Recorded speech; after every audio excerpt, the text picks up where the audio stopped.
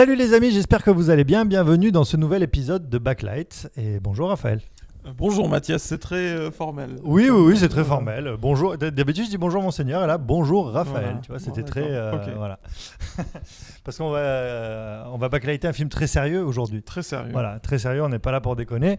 Ça faisait longtemps qu'on n'avait pas fait de merguez, tiens. Je le qualifierais pas totalement de merguez. Pour donner un petit avant-goût du backlight. Non, le film que nous allons backlighter, c'est donc Sonic, l'adaptation du jeu vidéo éponyme. Oui. Célèbre jeu vidéo de la licence Sega. Alors peut-être avant de rentrer dans backlight, on peut faire une sorte de pitch. Tout à fait. Sonic est un hérisson. Donc, un hérisson qui court vite. Voilà, qui a des pouvoirs, notamment celui de courir vite C'est et ça. puis celui de faire de l'électricité aussi. Et donc Pour Sonic, ceux qui n'auraient pas été présents les 20 dernières années. Voilà, c'est ça, pour ceux qui ne connaîtraient vraiment pas Sonic. Et Sonic, donc, il vit dans un monde différent. Sur une autre planète, visiblement, qui ressemble beaucoup au ouais. niveau 1 de Sonic, finalement. Voilà. Et donc, il est contraint de s'enfuir de ce monde parce qu'il est pourchassé. Il doit se cacher, tout le temps, Oui. il doit se cacher parce que c'est visiblement l'un des seuls à avoir ce pouvoir de courir vite. Et il arrive donc sur Terre, à Green Hill. Le nom du niveau 1 de Sonic, mais qui du coup n'a rien à voir avec, puisque Green Hill c'est une ville sur Terre finalement, donc on comprend pas. Il arrive donc à Green Hill et là donc il vit à Green Hill mais il se cache donc. Aussi. Sauf qu'il va provoquer un incident. Voilà, un soir où il s'énerve, il va faire de l'électricité partout. Ça va être le noir dans toute la ville et donc le gouvernement va envoyer le docteur Robotnik. Oui. Donc l'ennemi de Sonic pour je sais pas, essayer de comprendre ce qui s'est passé, en tout cas pour capturer Sonic. En gros, ça va être ça. Oui, après c'est un méchant, donc il fait des trucs de méchant. Voilà, c'est ça. Voilà. Bon, après, peu importe. Le méchant, donc Dr Robotnik, est joué par Jim Carrey. Curry. Ouais. Jim Carrey pour les. Jim Carrey pour les franchouillards. Pour les franchouillards, quoi, voilà. Et la voix française de Sonic est assurée par Malik Bentala. Oui. Dont j'ai vu le spectacle récemment, avec de nombreux intervenants d'hommes, voilà, dont Jules et Sat de la FF. Comme ça, la boucle est bouclée. Voilà, finalement, même si ça n'a pas grand-chose à voir, mais... J'ai vu Sonic sur scène, voilà. Bon, vous connaissez les backlights. Juste avant, quand même, je tiens à remercier le cinéma EuropaCorp La Joliette, qui nous a accueillis pour aller voir ce film. Et aussi vous avertir qu'à la fin de ce backlight, il y aura un jeu concours. Pour gagner des places de cinéma. Qui vous permettra de gagner 4 places, enfin 2 fois 2 places de cinéma pour aller voir Sonic par exemple. Ou un autre film. Ou le film de votre choix au cinéma EuropaCorp La Joliette. Tout à fait.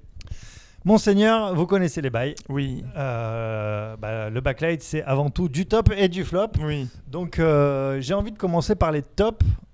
Quel serait votre top ? Ou vos tops dans ce film ? Bon, un top un petit peu évident, mais je vais peut-être développer un peu plus. Bon, heureusement qu'ils ont refait le personnage de Sonic, quoi, le hérisson, la 3D. On peut raconter l'anecdote, ils ont sorti la bande-annonce et tout le monde a gueulé sur la tronche de Sonic, quoi, qui était vraiment dégueulasse. Qui était pas beau. C'est quand même un truc de fou que ça n'ait pas percuté, quoi. Il a été refait et j'ai lu sur internet qu'il a été refait du coup par le studio qui a fait Le Roi Lion récemment, etc., etc. Voilà. Donc le personnage, on va dire physiquement, le personnage fonctionne. En tout cas, dans sa nouvelle mouture, il fonctionne. Après, bon, il y aura toujours des râleurs. C'est un film que vous pouvez aller voir avec des enfants, voilà, qui aimeront voir Sonic courir. Voilà, c'est le principal intérêt de ce film. Enfin, c'est un film pour enfants quand même. Voilà, c'est quand même vraiment film pour enfants. Après, je sais pas dans les tops vraiment sur quoi m'étendre, quoi. Donc je pense que j'ai dit peut-être le principal, en tout cas. D'accord. Bon écoute, on va passer à mes tops du coup. Ça en fait pas beaucoup. Allez, moi je vais en trouver 2, tu vois, finalement. Allez, le premier, je vais dire, c'est quand même Jim Carrey, du coup. En fait, pour tous les fans de Jim Carrey, vous retrouverez du Jim Carrey, quoi. Voilà, comme il sait le faire, avec tout son côté cartoonesque, j'ai envie de dire. Oui, après c'est le débat qu'on avait, c'est que moi je trouve que en fait ça fonctionne bien dans les années 90, quoi. Ou peut-être 2000, mais je trouve qu'aujourd'hui, finalement, un Jim Carrey un peu exubérant qui danse, qui se roule par terre, etc.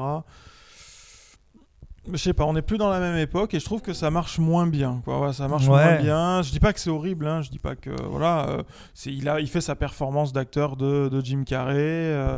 On a l'impression de voir The Mask. Bon, voilà, c'est lui. C'est Voilà. lui. Alors moi, comme je te C'est- disais, moi j'ai jamais été un grand fan de Jim Carrey. J'ai bien aimé certains films. J'ai adoré The Mask évidemment, mais voilà. Après, il y a des gens qui sont vraiment ultra fans de Jim Carrey. Oui. Moi, j'ai trouvé que quand même dans ce film, qui est, faut le dire, quand même pas un chef-d'œuvre, il surnageait un petit peu parce que finalement, c'était un peu les moments de grâce du film quand on le voyait faire une connerie. Dire une connerie, etc. Ouais, ouais. Après, il y a un peu du too much. Ouais, après voilà, c'est les avis qui diffèrent. Toi, t'as trouvé ça pas trop mal. Moi, il y a des moments effectivement où ça marche et puis bon, c'est peut-être ce qui relance effectivement un peu le film des fois. Après, moi, il y a des moments que j'ai trouvé un peu too much, notamment un moment quand il va concevoir. Enfin, on sait pas trop ce qu'il fait d'ailleurs. Il est dans son labo, qui est un camion. Et il va manipuler des choses. Bon, pour pas spoiler, oui, parce qu'on n'a pas parlé de si on spoilait ou pas. Mais Si, on peut voilà. spoiler, franchement. Bon, à partir de maintenant, on va pouvoir spoiler, mais bon, je vais pas en dire trop non plus.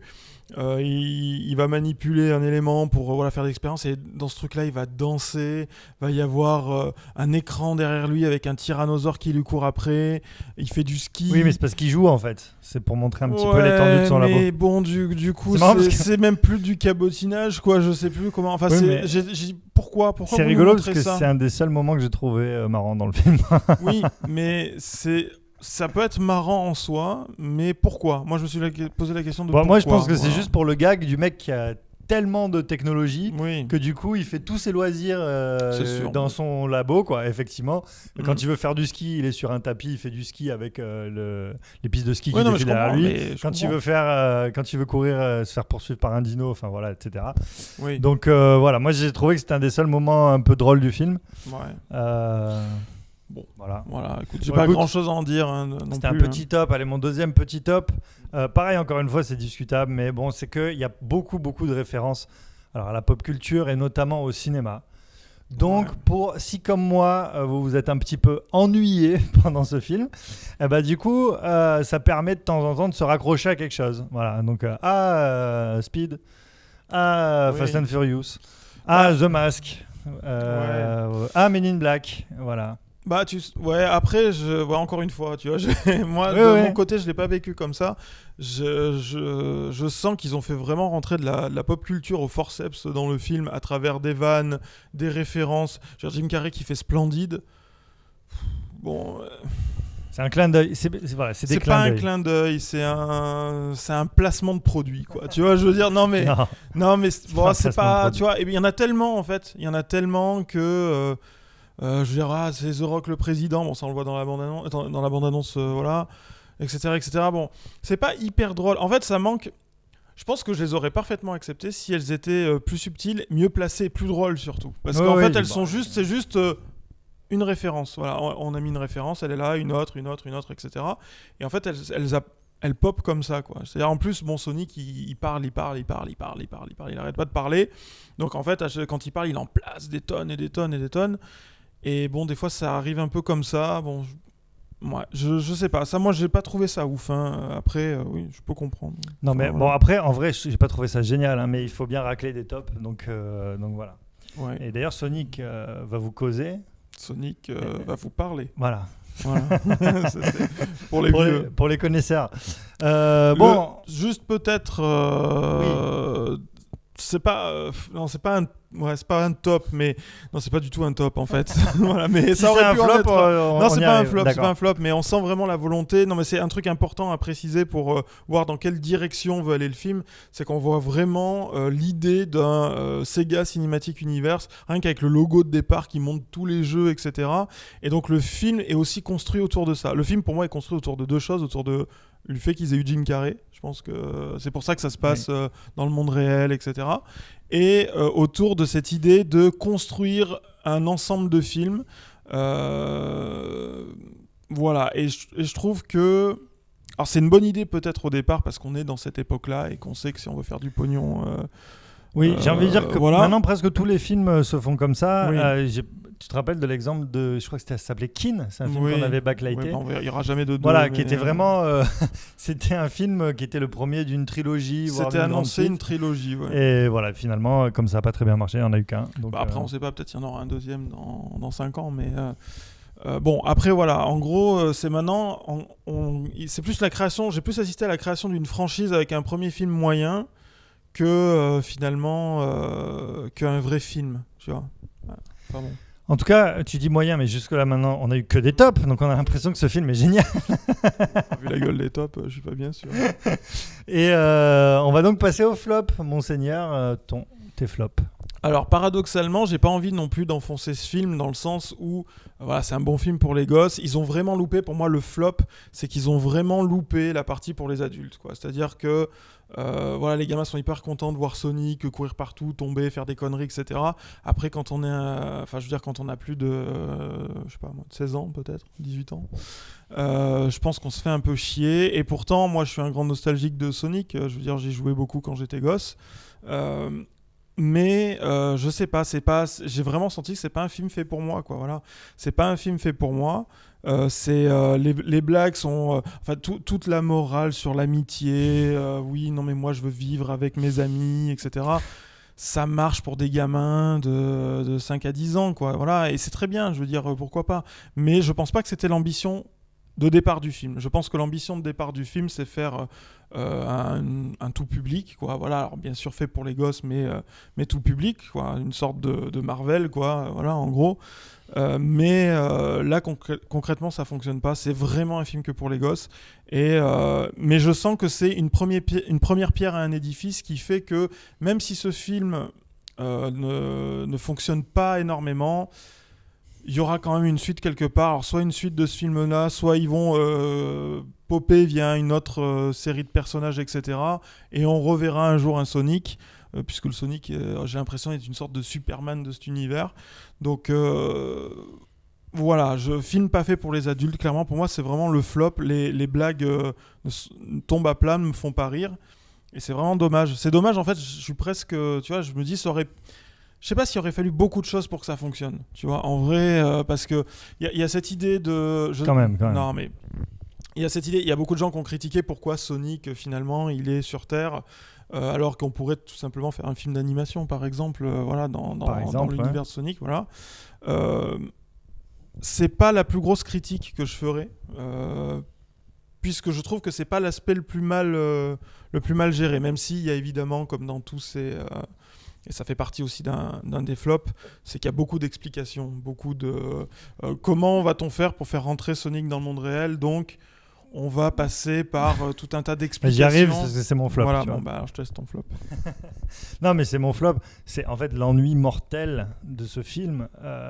Et tout part du scénario, en fait. Voilà. Le scénario, il n'est pas possible. Donc, effectivement, on sent qu'il y a des contraintes. Alors, la contrainte, c'est Jim Carrey, qui est plutôt d'ailleurs la bonne contrainte, quoi. Moi, je trouve ce qui sauve, même si le mot est exagéré, mais on va dire qu'il reste le meilleur élément de ce film. Et après, donc il faut qu'effectivement Sonic soit dans le monde réel, il faut qu'il raccroche les personnages qui seront après les autres personnages qu'on suit, donc le flic gentil, etc. Et donc, c'est imbitable, franchement, c'est imbitable, je veux dire. Il est dans un monde, machin, puis il passe. Alors, il y a des anneaux qu'on jette, on peut circuler dans un autre monde. Et les anneaux, ça fait partie du monde de Sonic. Oui, mais c'est placé des anneaux, quoi, tu vois, parce que dans Sonic, il court et il ramasse des anneaux, tu vois. Donc il y a aussi des anneaux dans lesquels il peut passer. Ouais, en tout cas, en l'occurrence, là, c'est relou. Ça fait une scène d'exposition de, je sais pas, 20 minutes au moins, pendant laquelle on s'ennuie. Et je sais pas, moi, faites un truc délirant. De toute façon, je veux dire, c'est complètement délirant comme pitch, quoi. Ça partait, c'était un jeu vidéo, donc on partait des contraintes du jeu vidéo, et on s'est dit, bah, c'est un personnage qui court très vite, ça pourrait être quoi? Un hérisson, on s'en bat les couilles. Et à la fin, ça fait un truc sympa, mais on a un hérisson qui court vite. Voilà, il faut partir dans le délire, il faut pas essayer de le raccrocher au wagon de la réalité, sinon ça n'a aucun sens. On passe le film, on se le demande pas vraiment, parce qu'en fait, on passe le film à se dire... Et pourquoi là c'est comme ça? Et pourquoi là il fait ça? Et en fait on se le dit pas vraiment parce qu'on se dit bon ok c'est un film pour enfants, on accepte. Au final on accepte tout. mais en vrai, on n'en retient rien. Et c'est ça qui est un peu dommage, ce qui crée du coup un ennui permanent du début jusqu'à la fin du film. Et voilà. Et comme tu dis, encore une fois, alors c'est un film qui est fait pour les enfants. Et comme tu dis, c'est pas avec la volonté de le faire pour les enfants, oui, je pense. Enfin, pas que pour les enfants en tout cas. Je sais pas. En tout cas, en tant qu'adulte, on s'ennuie grave. Et c'est dommage parce qu'il y a d'autres films. Alors, on prend toujours l'exemple des Disney, mais moi, j'aime bien prendre l'exemple du film Lego. Voilà, qui n'est pas une franchise Disney, qui a un truc délirant au départ. C'est-à-dire qu'on va faire un film avec des personnages en briques, un monde en briques. Enfin, je veux dire, et ils n'ont pas essayé de dire comment est-ce que les Lego pourraient être intégrés au monde avec des... Non, ils sont partis dans un délire en faisant effectivement de la parodie, on en parlait hors antenne, de la parodie en permanence, ce que sont les Lego. Et au final, ça marche très bien. Moi, je m'étais régalé devant Lego, voilà. Non, mais ouais, je comprends tout à fait ce que tu dis. Moi, vraiment, je pense ce qui marche pas pour les adultes, c'est qu'ils ont remplacé l'humour par du placement de références pop culture. C'est pas la même chose. Et en fait, ils ont confondu les deux, je pense. Réellement, ils ont confondu les deux. C'est-à-dire, c'est pas parce que tu dis haha, The Rock, c'est rigolo, que ça fait marrer les gens. Tu vois, je veux dire, ça en fera marrer quelques-uns parce que bon, voilà. Mais et en plus, effectivement, les enfants comprendront pas. Les enfants comprendront pas, mais c'est pas le deux niveaux de lecture. Il faut que ce soit, faut que ce soit aussi drôle. Il faut pas que ce soit que du placement de produits. Et ça manque aussi, je pense. C'est con, mais voilà, tu parles des Disney, mais on peut parler, je sais pas, de Shrek aussi, des DreamWorks, voilà. Je veux dire, il y a un aspect un peu, il y a de la poésie aussi dans ces films-là. C'est vrai. C'est-à-dire qu'il y a un moment, il y a un truc un peu émouvant, un truc un peu touchant, subtil. Je sais pas si je prends Shrek pour pas prendre un Disney, par exemple. Il y a ce truc de Shrek, voilà, qui est un ogre que tout le monde déteste et tout, et puis finalement il se fait avoir par ses sentiments, etc., enfin voilà, il y a vraiment quelque chose de poétique à travers ça. Et là, il n'y a rien. Il y en a, mais c'est raté. C'est le pouvoir de l'amitié. Voilà, je veux dire, arrête d'invoquer le pouvoir de l'amitié. C'est bon, stop. On veut être. C'est que Sonic veut un ami. Mais dans son truc, il peut pas avoir d'amis, et donc finalement, il trouve un ami. Et c'est même ça à la fin qui lui donne les super pouvoirs, parce que tout le monde croit qu'il est mort, il est allongé, et comme le gentil il dit c'est mon ami, alors que jusque-là, il avait pas dit que c'était son ami. Il a tous les pouvoirs et il peut battre Robotnik. Donc elle y est, cette moraline, mais en fait, elle est pérave, quoi. Mais c'est le pouvoir de l'amitié. C'est parce qu'en fait, tout le monde, en fait, ce qui se passe, c'est qu'en tant que gosse, t'as envie d'être l'ami de Sonic. T'as envie que Sonic soit ton ami en tant que gosse, tu vois. Donc, qu'est-ce qu'ils font dans le film ? Ils font en sorte que le personnage principal, son seul objectif, finalement, c'est de devenir l'ami de Sonic. Et le seul objectif de Sonic, c'est d'être l'ami de ce mec-là. Et ça peut pas reposer que sur ça. Il faudrait qu'il y ait un petit quelque chose, quoi. Je sais pas. Ça manque vraiment de poésie. Ça manque d'un fond, en fait, émotionnel un peu, tu vois, quelque chose, parce que là tu ressens vraiment zéro émotion. Je veux dire, quand Sonic est en danger, parce qu'à la fin on croit même ça ils l'ont raté. À la fin, on croit que Sonic est... Enfin, nous, on essaie de nous faire croire, même si on n'y croit pas une seule seconde, que Sonic est mort. Franchement, toi, je m'en foutais. Ouais. Je veux dire, je m'en foutais. Je savais de toute façon qu'il n'était pas mort, c'était évident. Et même au-delà de le savoir, il n'y avait même pas le truc... tout le monde s'en fout. Je veux dire, il y a même Jim Carrey qui fait une réflexion en disant « Ouais, bon, on parle, mais il faudrait peut-être aller chercher de la glace, quoi. » Ouais.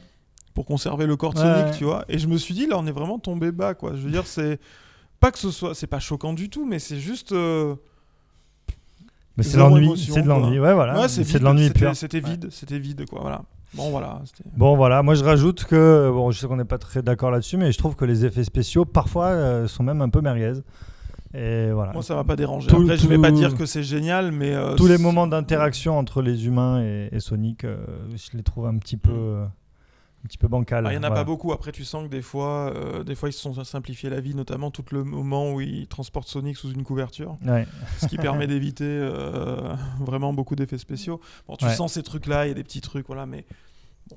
Après, qu'est-ce qui fait l'essence d'un backlight ? C'est aussi les notes en aioli. On a tendance à l'oublier. Alors, monseigneur, je vais vous demander votre note en aioli sur ce film. Moi, je mettrais 2 sur 5. 2 aioli. Oui, parce qu'il manque, pour avoir la moyenne, il manque un truc, quoi. Il manque un truc qui fasse un peu vibrer, qui rattrape le film, qui donne envie de le...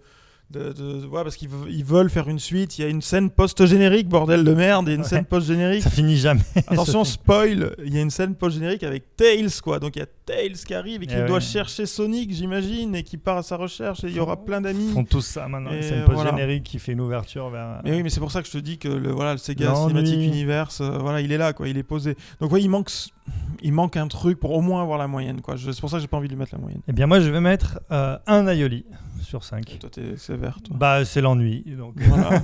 c'est l'ennui total. Moi, je dis souvent, hein, ma première mesure, c'est est-ce que je passe un bon moment ou est-ce que je m'ennuie. Et là, je me suis quand même grave emmerdé. Donc voilà, il y a peut-être 2-3 trucs à sauver, donc ça fait un aioli sur 5, ça vaut pas beaucoup plus. C'est dommage quand même, parce qu'après les efforts qu'ils ont fait pour refaire le personnage, moi je me disais, voilà, non pas que je sois un fan absolu de Sonic, mais je me disais, bon, pourquoi pas, tu vois, je veux dire, j'avais pas envie forcément, j'y allais pas pour le défoncer ce film, parce que je sais qu'il y en a plein qui vont être dans surtout sur YouTube, qui vont être dans cet objectif-là, de se dire, voilà, de toute façon les gens ont détesté le premier Sonic, ont détesté la bande-annonce, ils l'ont défoncé dès le début, donc c'est de bon ton d'arriver et de le déglinguer, mais je suis pas du tout dans cette optique-là, et bon, ben, on a vu ce qu'on a vu. Hein. On a vu ce qu'on a vu, comme tu as dit. Ce sera la phrase ce sera la conclusion, la conclusion de ce backlight. Avant de se quitter, les amis, on va remercier le cinéma EuropaCorp La Joliette. Tout à fait. Et on va passer au jeu concours. Il va falloir répondre à cette question. Mathias, je t'écoute. Comment s'appelle le réalisateur du film Sonic ? Voilà. C'est tout simple, on l'a pas dit dans ce backlight. Non. On a annoncé les acteurs et tout ça. Donc voilà, c'est son premier long métrage en tout cas. Oui. Donc vous nous mettez ça dans les commentaires, ici là. Oui, Hop. exactement. Et on fera un petit tirage au sort fait. et il y a 2 personnes parmi vous qui gagneront chacune 2 places pour aller au cinéma EuropaCorp La Joliette voir, pourquoi pas Sonic, mais pourquoi pas un autre film, évidemment. Ce que vous voulez. Merci beaucoup les amis de nous avoir suivis. Vous pouvez évidemment partager cet épisode, vous pouvez le liker, vous pouvez nous dire dans les commentaires ce que vous avez pensé du film aussi. Et puis voilà, on vous embrasse et Parfaitement. on se retrouve pour un prochain épisode de Backlight. Ciao. Ciao.